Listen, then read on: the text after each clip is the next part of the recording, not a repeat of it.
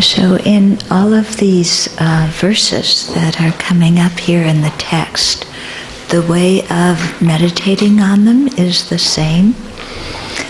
To see that, whatever difficult circumstances being described, that this is a result of our own harmful behavior done under the influence of self-centered mind and self-grasping ignorance.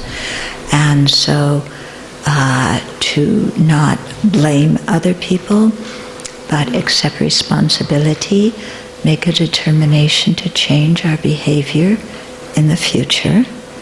Okay, and so to learn how to transform our attitude so that we can change our behavior. And then to do the taking and giving meditation, where we think of everybody who is suffering from whatever difficult experience we just had. And we take on their suffering. It becomes a lightning bolt that destroys our own self-centeredness and self-grasping ignorance. And then leaving that clear space in our hearts. And then within that, we generate love and imagine transforming and multiplying our body, possessions, and merit, so that it becomes whatever other living beings need, not only in the present moment, in cyclic existence, but also whatever they need to attain full awakening.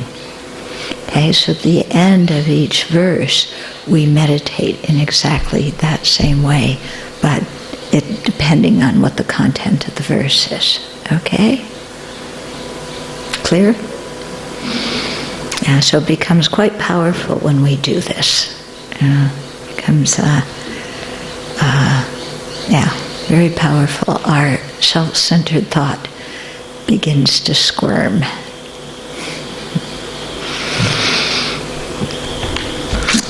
Okay. When I am born in a place of impurity, it is the weapon of evil karma turning upon me, for always cultivating impure perceptions. From now on, I will cultivate only pure perceptions.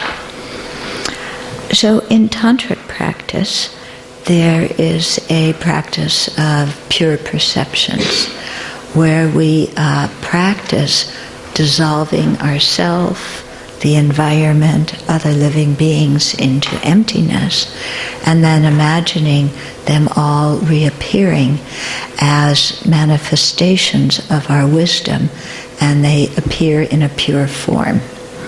Okay, so this verse is talking about that.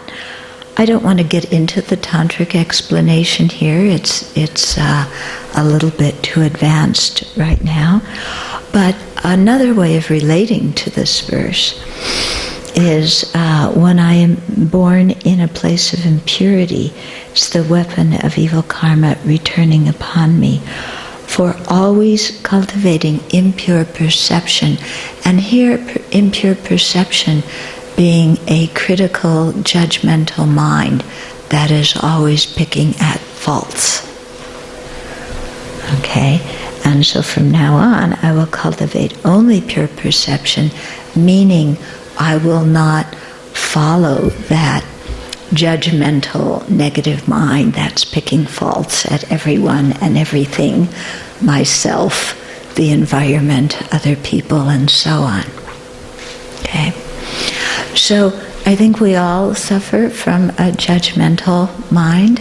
Many people, at least, tell me they do, that the mind is always looking and finding faults with this and that and the other thing, and wanting to change everything, and very critical. Anybody have that problem? Yeah, and so that problem is not very comfortable in our own mind, because then, when we're always looking for faults, we wind up, being very unhappy. As they say, the pickpocket sees pockets. So the person who's looking for faults will definitely find them. Okay, But then when we find faults in everyone and everything, it makes us very unhappy. Okay?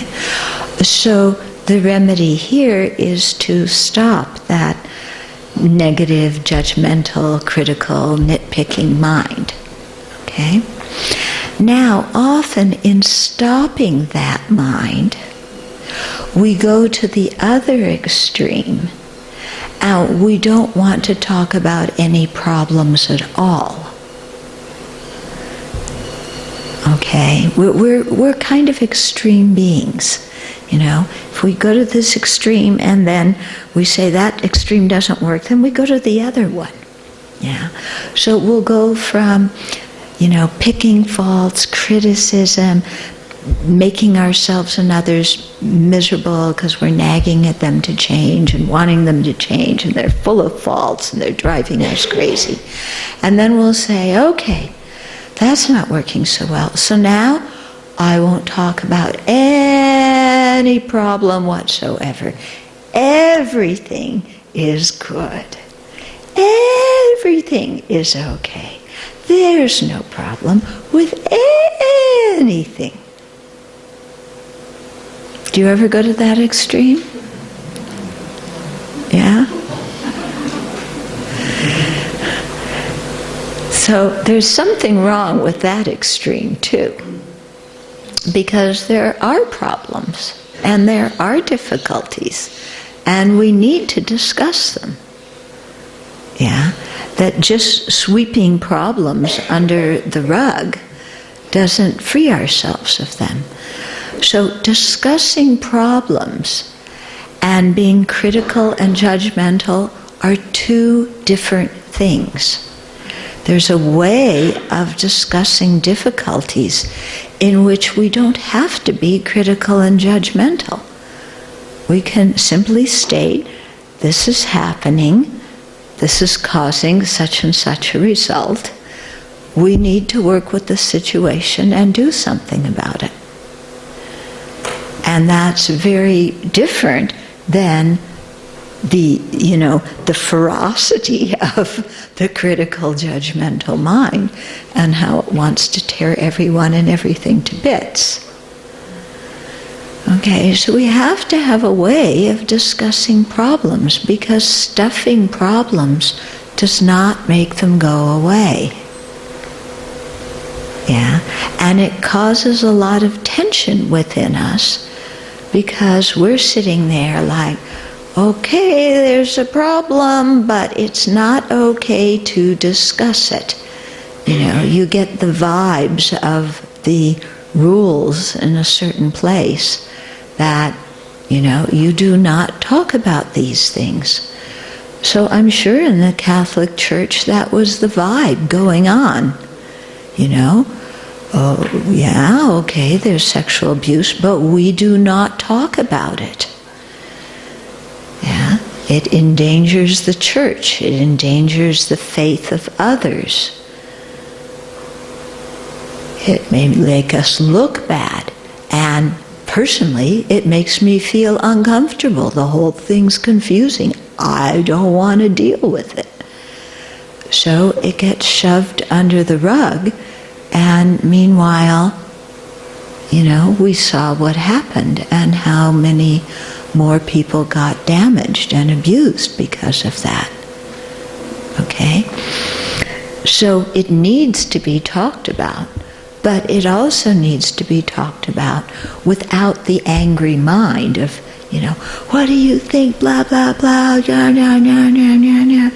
You know, because when we discuss something with an angry mind, we never really get anywhere, do we?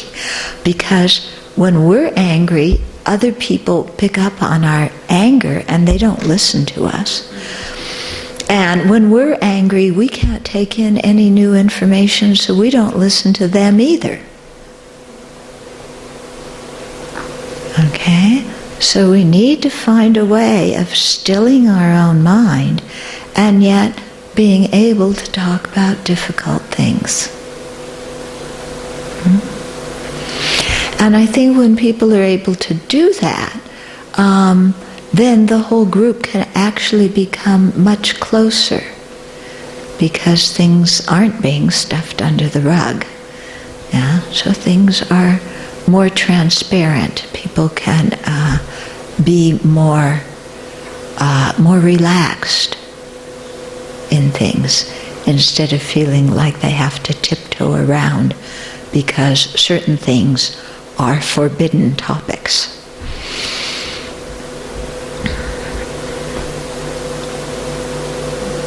Make some sense? Make you uncomfortable?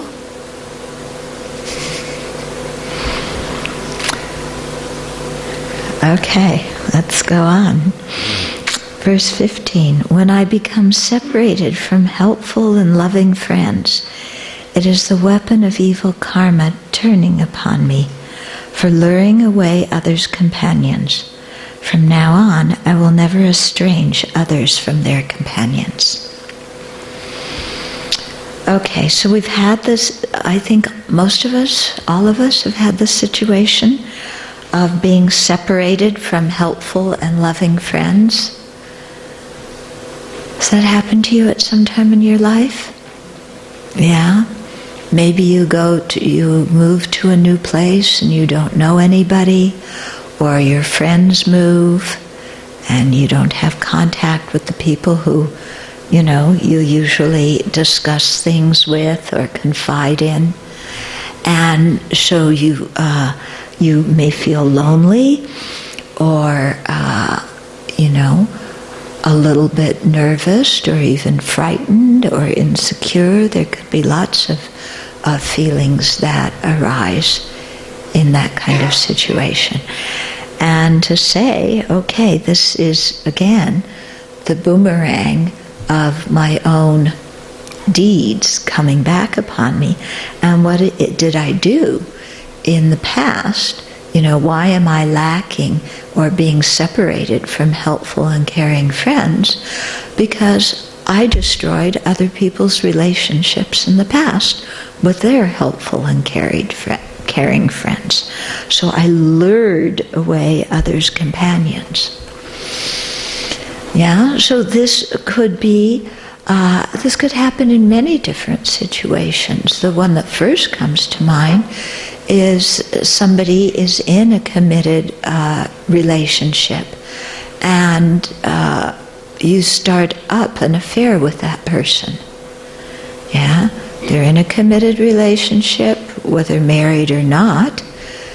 Yeah, maybe there's children involved, there's a family, but we lure that person away and start up a relationship with them because it suits us and our wish for pleasure, and not caring about the effects that it has on the other person or on their family. Not caring that we're disrupting others' relationships. Yeah, so this happens all the time, doesn't it? All the time. And, when we're on the side of being the one that's hurt, we really see the disadvantage of that behavior. When we're on the side of, but there's some pleasure for me to have, then the disadvantage is totally out of our mind. Because we're just focusing on what I can, the pleasure I want, what I can get.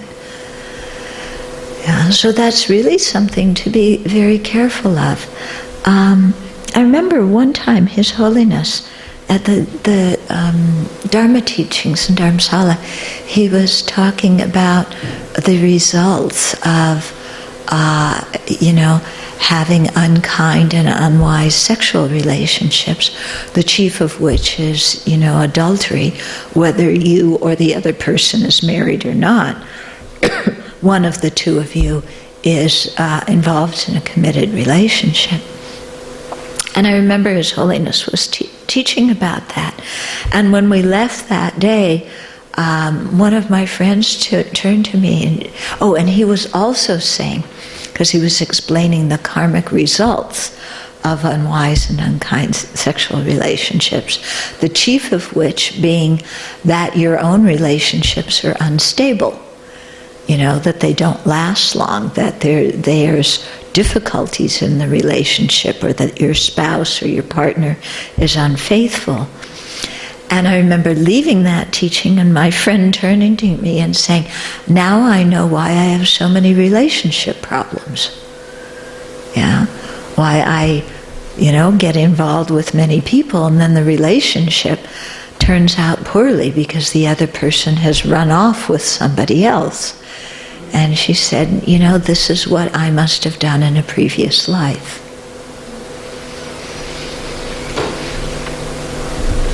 So something to think about before we lure away others' companions. And so from now on, I will never estrange others from their companions.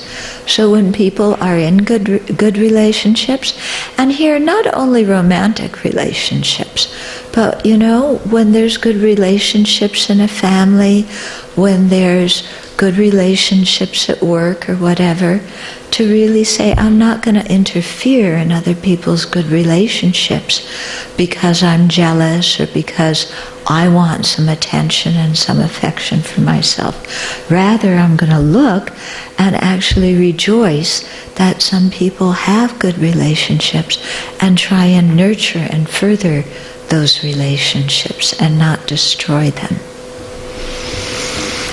Okay?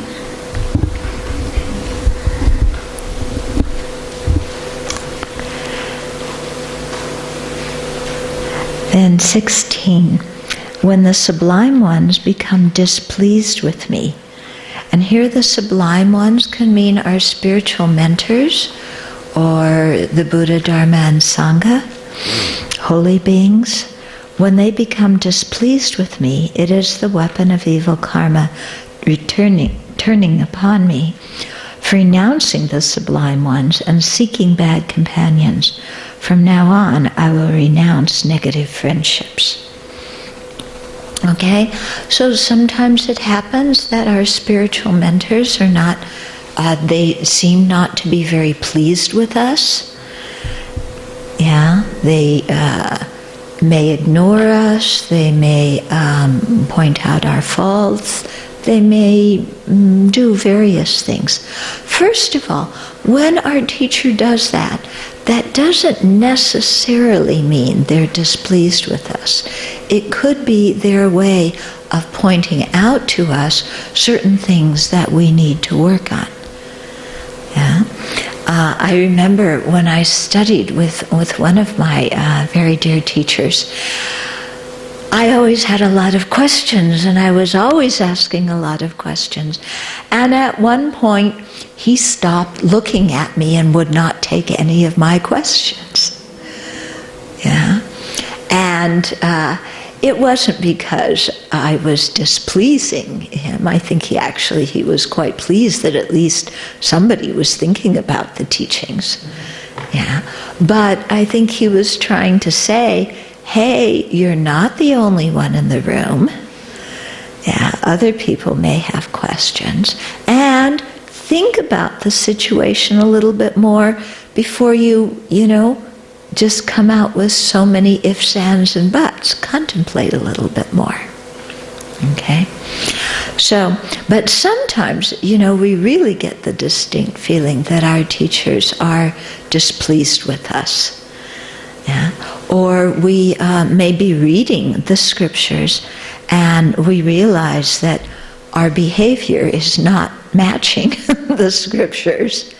And if the Buddha were around, the Buddha would not be very pleased with us. Okay? And so at that time to see, again, it's the result of our own negative actions.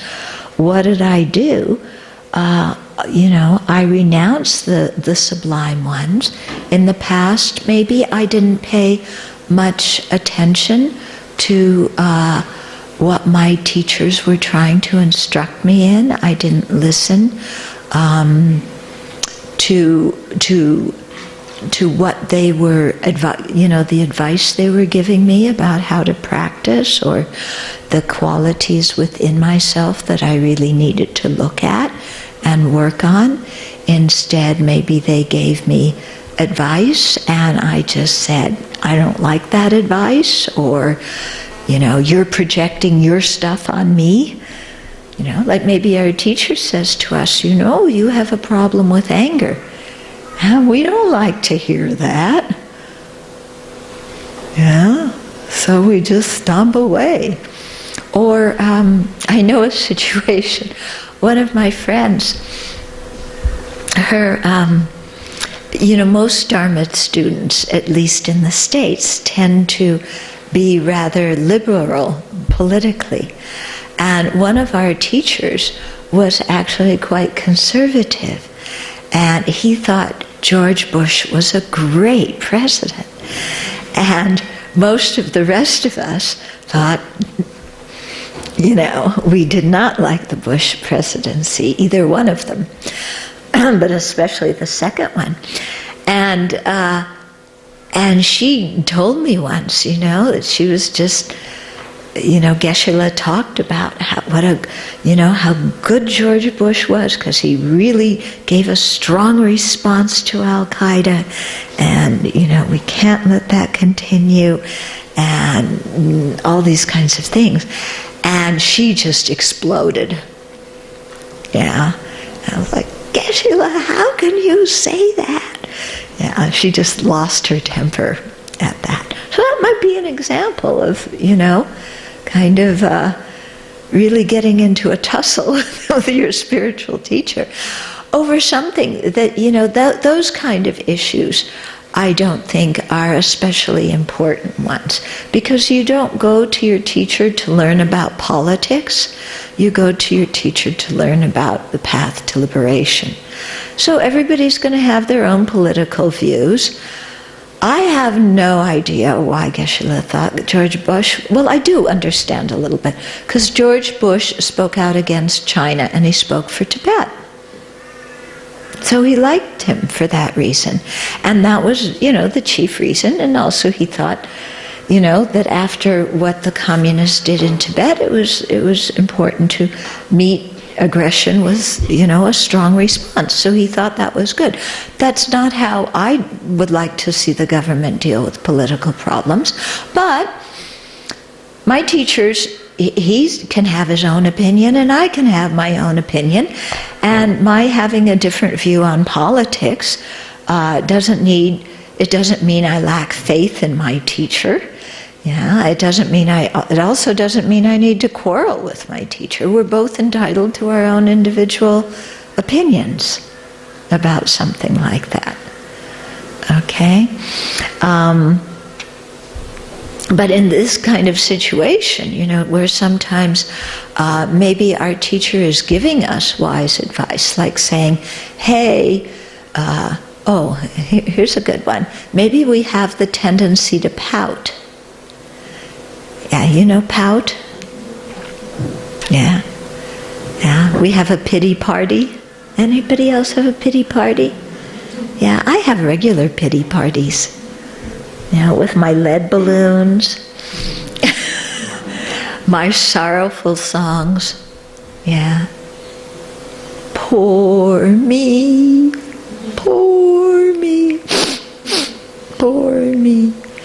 Okay, so I have my pity parties and I pout, and my teacher says, oh, you're having one of your pity parties today.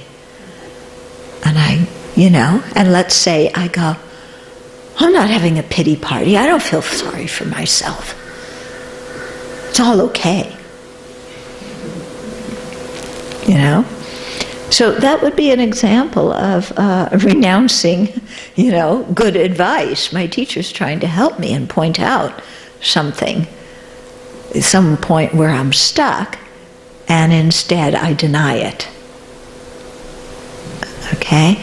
So that, could be the cause of in a future life, it seems like our teachers are very displeased with us. Actually, we don't need to wait for a future life. When we treat our teachers disrespectfully, we might see their displeasure immediately. Yeah? And it's not that they have necessarily have a negative mind state in showing their displeasure, but they need to communicate to us one way or another that our behavior was not appropriate for the situation. Okay? But what we do, what happens sometimes is, we treat our teachers very poorly, and instead, people, our old friends, we go running back to our old friends. So our old friends who we used to go out to the pub with, we used to drink with them, we used to take drugs with them, we used to go gambling with them, we used to, watch porn with them. We go running back to those old friends. And of course, when we take refuge in people who do have behavior like that, we adopt that same behavior, don't we? Now, when you're with old friends who, sometimes our old friends love to gossip. We'll sit there and just gossip. And by gossip, I don't mean catching up on what other people are doing. I mean denigrating people. Yeah. Look at what this one's doing. Look at what that one's doing. Oh, have you heard the latest about this one? Oh my goodness, this is terrible. Can you imagine?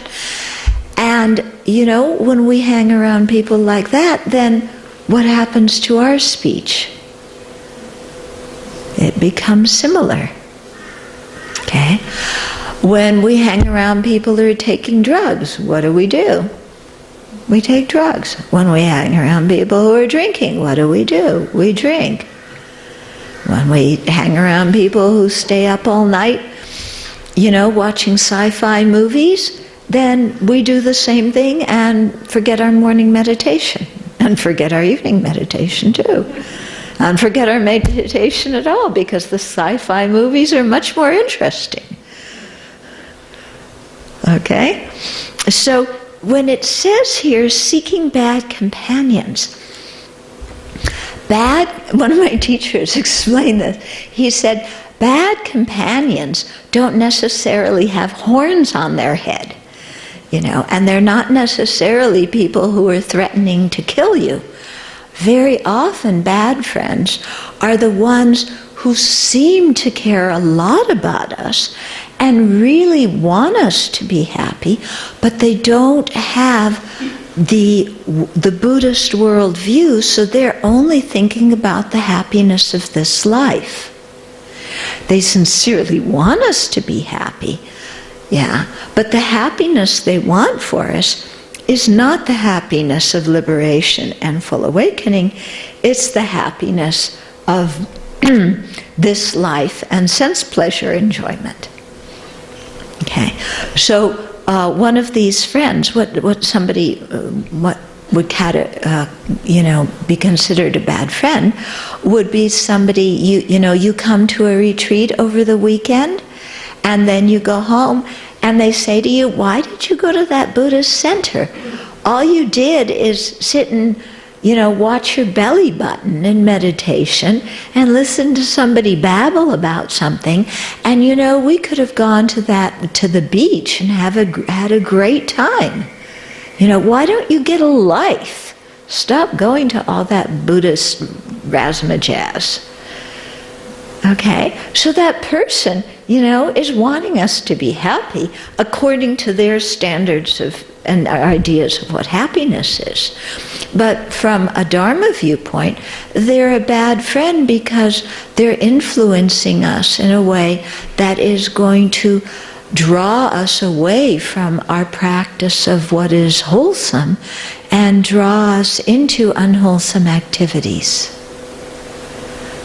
Okay? So, what do we learn from this kind of situation? Is from now on, I will renounce negative friendships. So renouncing negative friendships does not mean that we leave the retreat and we go home and say, I'm not talking to you again, you're a horrible influence on me. I'm renouncing you. Okay, it doesn't mean that. It means inside our minds, we're going to be more discerning about who we want to hang out with. Because as our mothers taught us, birds of a feather flock together. Did your mom teach you say that? You know? And I remember I hated when my mom said that. You know? You don't like my friends, you think I'm going to be like them? I think they're great. Don't criticize me. Okay? But you know, sometimes the things our mothers said to us were right. Yeah. Yeah, it's amazing how as you age, your parents get smarter. Isn't it amazing? Yeah. Never thought that would happen. Okay, so renouncing bad friendships just means that we, you know, we make a resolution inside of ourselves. You know, who are the people who are a good influence on me, and who are the people who are not a good influence on me. And then, because I want to grow in a certain direction, I'm going to hang around the people who are a good influence, who have the qualities that I want to develop. You know, I'm not going to hang around the people who do the things that it's so difficult for me to say no to, and yet I know when I do them, I'm going down the wrong road. Okay, so you're still polite to those people, you still smile, you're friendly, but you don't continue the friendship with them. Yeah? Instead, you direct your mind towards creating friendships that are going to lead you in a better direction. Okay, does that make some sense to people? Yeah?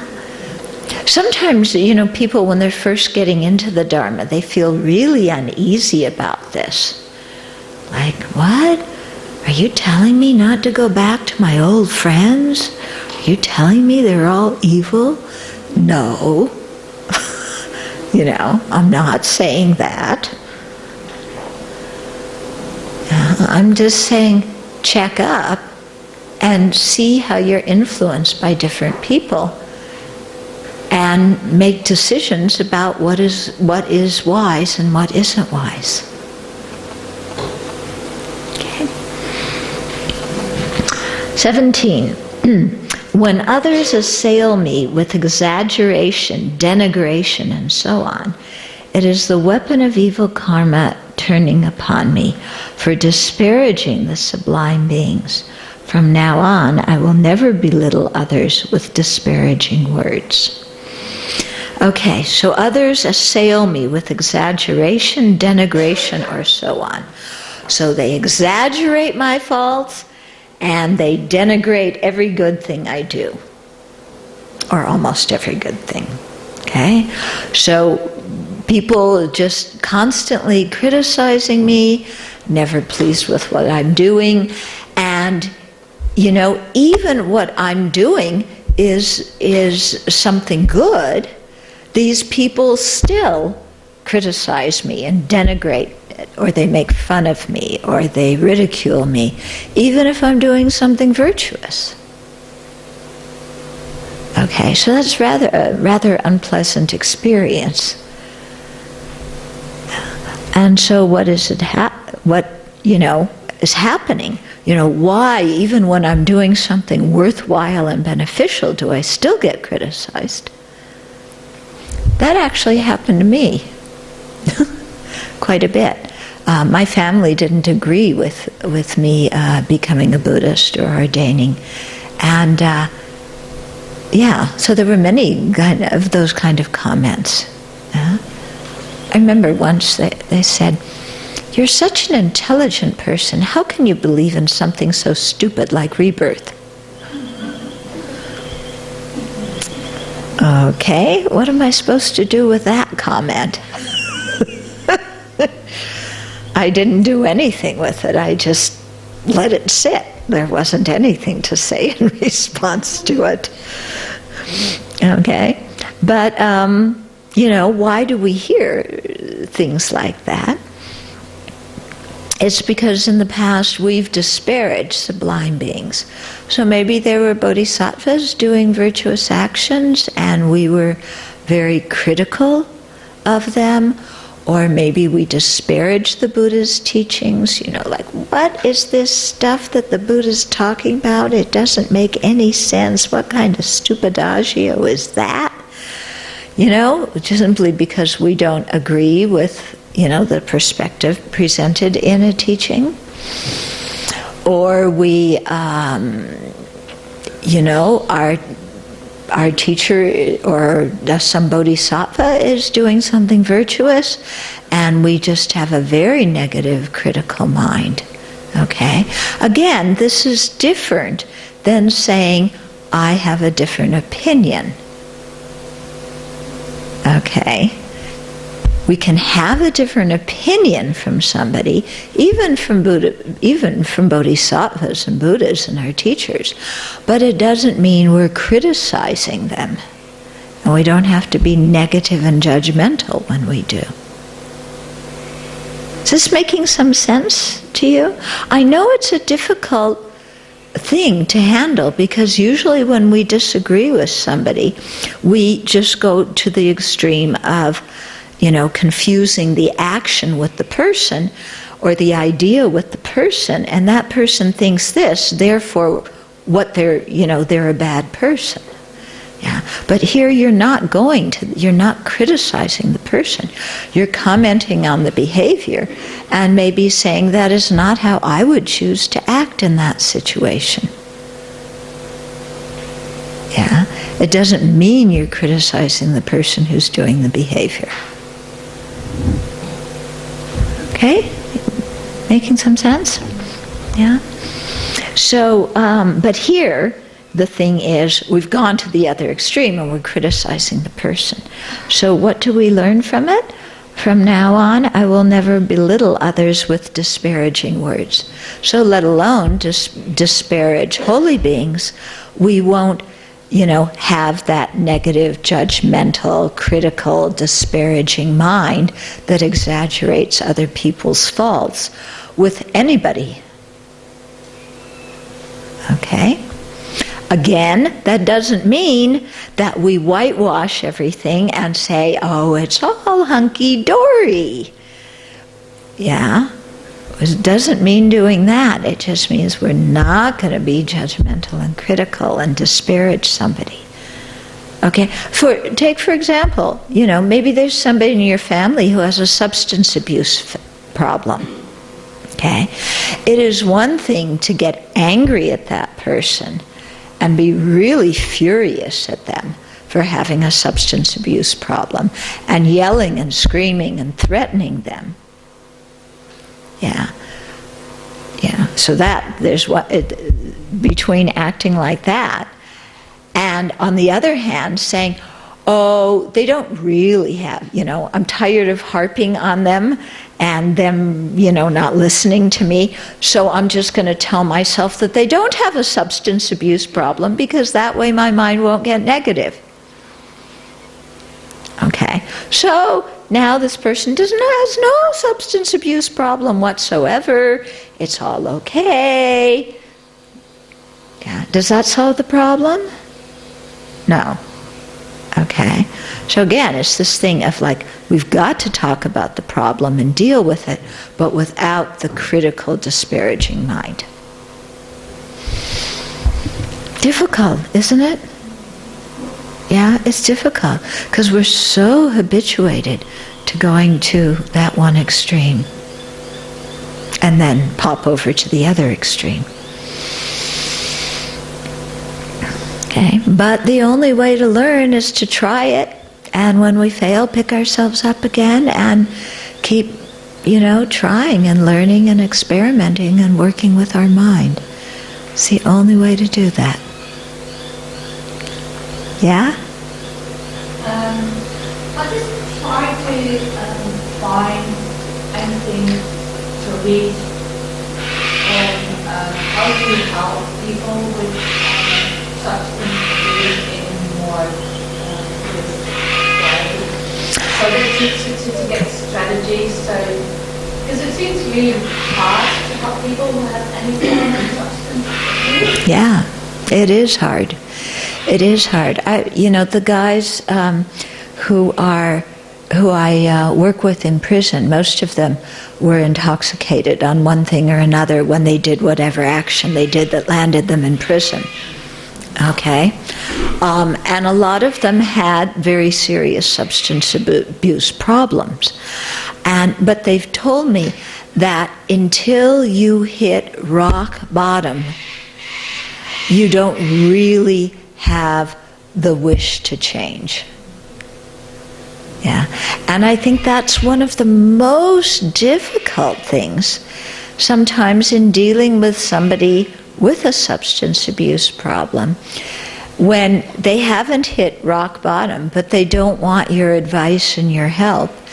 And then you have to step back and say, what can I do? And it's really scary because you're not sure if they're going to hit bottom and decide to change, or if they're going to hit bottom and stay there. Or if they're going to do something really stupid and cause harm to themselves and others, as they're sinking to the bottom. And it's a very difficult situation. Yeah, for the person, for the family member or the friend who really wants to help. It's very difficult. I don't have a simple answer. Yeah? With my experience, it's a very difficult thing to approach a person in that situation, because you know that person's going to be very offensive. You know that person who has the problem is likely to be very defensive. Yeah. And may attack you. You're right. So, in my experience, I haven't done it because of that. Yeah. Okay. Yeah, so this is another kind of difficulty where you're afraid if you point it out to the person that they're going to get defensive and even violent against you, and so out of fear of that happening, you just keep quiet. But that's hard, isn't it? That's very hard. Very, very difficult. Yeah. So it's something for us also to contemplate, to make sure that we don't become a person who presents that kind of difficult problem to other people who care about us. Yeah. Difficult.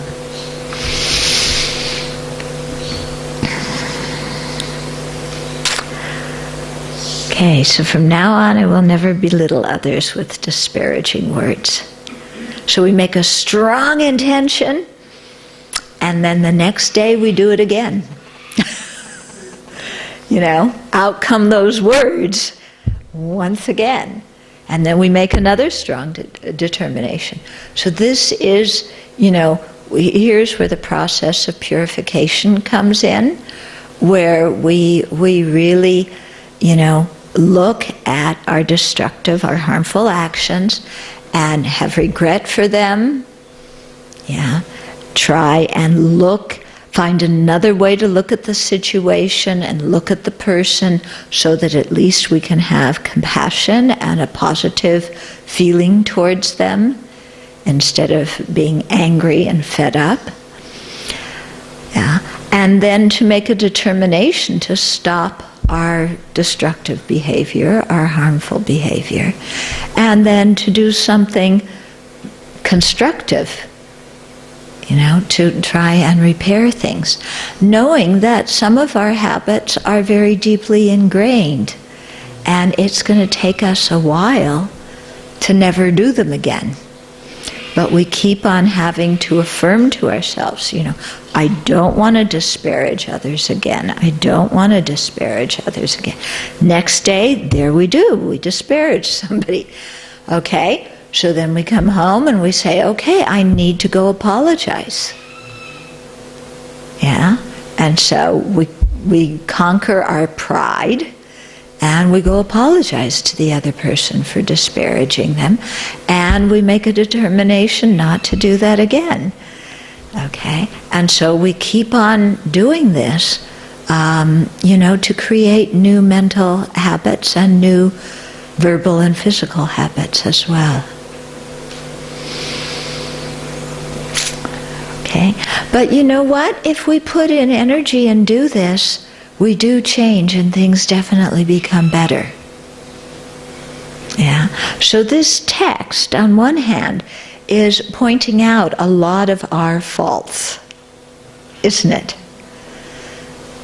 Yeah, and what do you think? Do you think Dharma-Rakshita said, I'm going to make people really uncomfortable and point out all their faults because I just love to make people uncomfortable? Do you think that was his motivation for writing the text? No. Why is he pointing out our faults? Yeah, because in order to help us. Because if we don't see our faults, we won't correct them. We can't correct them because we don't even know they're there.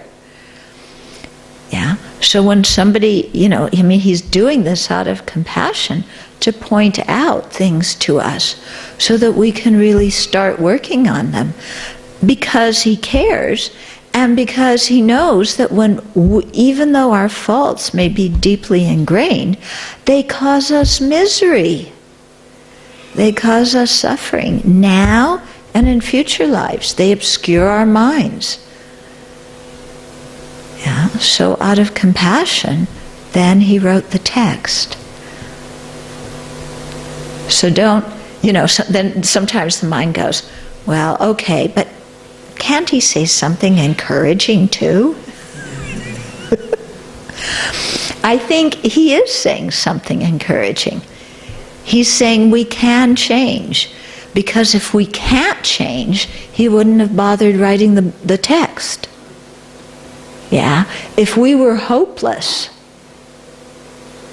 why in the world would the Buddha teach anything? Too much, bother for him. Why would any of the great masters teach anything if we couldn't change and if we were hopeless and if we were intrinsically, degenerate and evil? Yeah. So the fact that, they're pointing out our faults and pointing out the remedies to them is their way of saying, we have faith and confidence that you can overcome this. We know you have the clear light nature of mind. We know that underneath it all you have a good heart. Yeah? So we're trying to help you because we know that you can do this. Yeah? So we have to remember to hear that when we're hearing this too. Because otherwise, really, I'm sure Dharma-Rakshita had many other things to do than sit down and write a book on banana leaves, or how do you say it, papyrus? Papyrus, yeah, I'm sure he had many other things to do. But, it's out of care and affection and confidence in our ability to change that he wrote this text.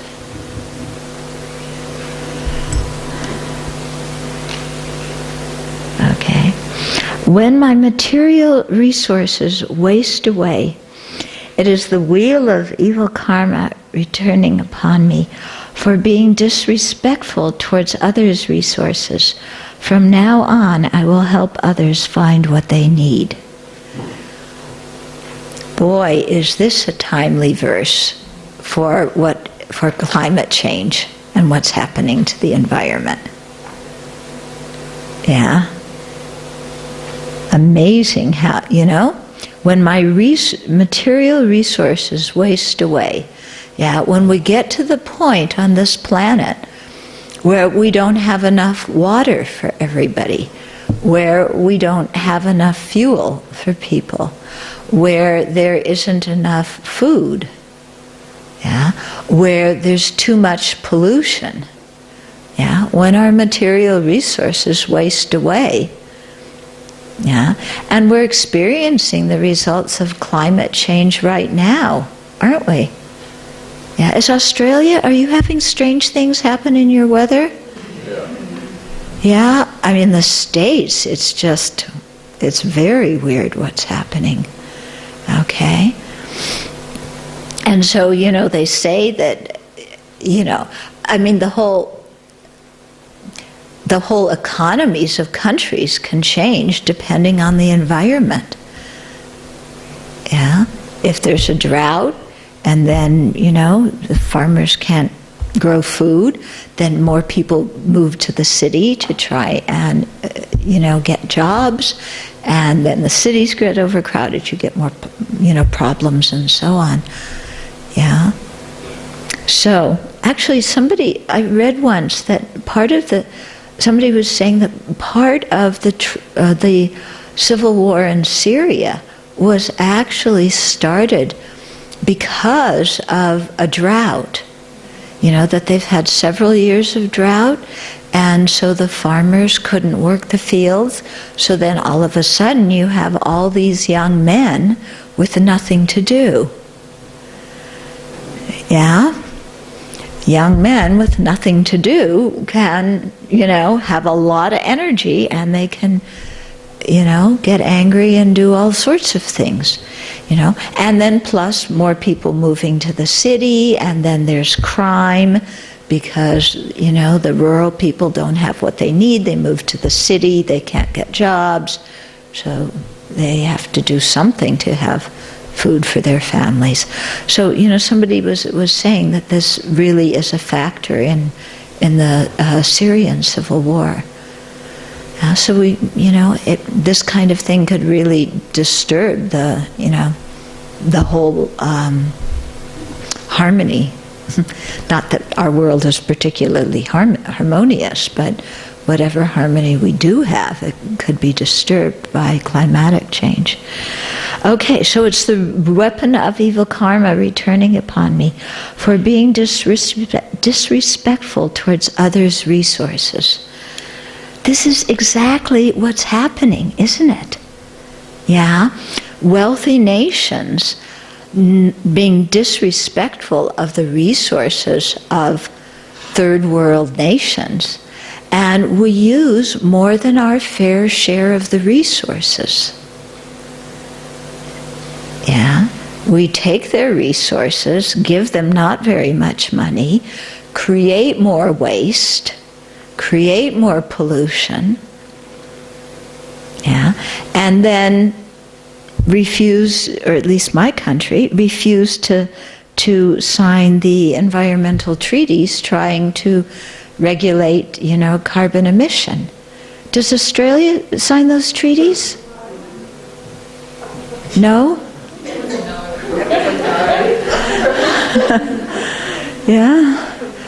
And it's amazing. Huh?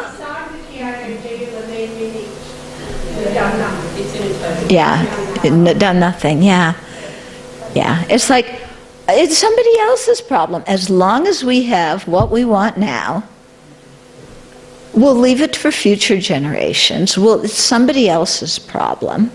It's not my problem. It's amazing. I mean, this is exactly what the verse is talking about, isn't it? So we abuse the resources that are actually commonly owned by everybody and that everybody needs and deserves, and just think of ourselves and what we want. I was just visiting my dad in Southern California, and there's a horrible drought in California. California's never had a lot of water, but this year it's really dreadful, really, really bad. So I'm walking around the neighborhood. What are they doing? They're watering their lawns at 11 o'clock in the morning, which of course is the time when all the water evaporates when you water. You know, they shouldn't be watering their lawns at all because there's not enough water for the people and for the farmers. But I was talking to some people and they said, well, until they tell us that we can't water the lawns, we're just going to keep doing it because we like having nice green lawns. You know? And we'll worry about the fact that in California, you know, the whole central part of the country is a farm area. Yeah, and the farmers aren't going to be able, they're not going to have enough water for their crops. We'll worry about that some other time. And then, of course, when we don't have the food, or when the food becomes very expensive, then we'll complain. Yeah, but stop to curb, you know, and not water our lawns now, we won't do that. Yeah, or cut down on the amount of laundry we wash all the time. No, we won't do that. Yeah. So I mean, it's so clear, isn't it? It's the wheel of sharp weapons returning upon us. Okay? From now on, I will help others find what they need. That's the solution, isn't it? Yeah? Let's look at this planet and what do others need? What do we all need? How can we live together and keep the planet going? Because that's going to benefit each and every one of us. You know, it doesn't have to do with our national interest. It has to do with our human survival.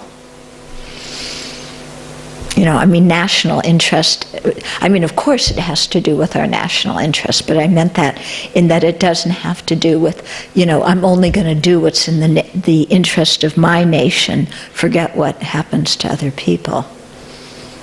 Okay? But really try and help others find what they need. And that may involve sacrificing ourselves, you know, something ourselves. Because really, when you look at it, do we need so much packaging around things? Do we really need so much packaging? Yeah? The way things are packaged is just ridiculous in our countries. Do we really need that? Can we help others find what they need? You know, and reduce our waste, and reduce, you know, how we use resources. So I think this is something for us to think about, not just on a national level, that our countries need to enact laws, but on a personal level. You know, can I drive less? Can I carpool? It's so much more convenient to have our own car and go where we want when we want it. Who likes to carpool? You have to wait for other people. It's inconvenient.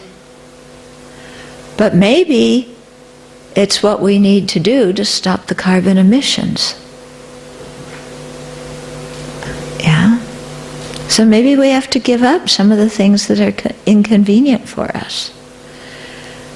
Yeah?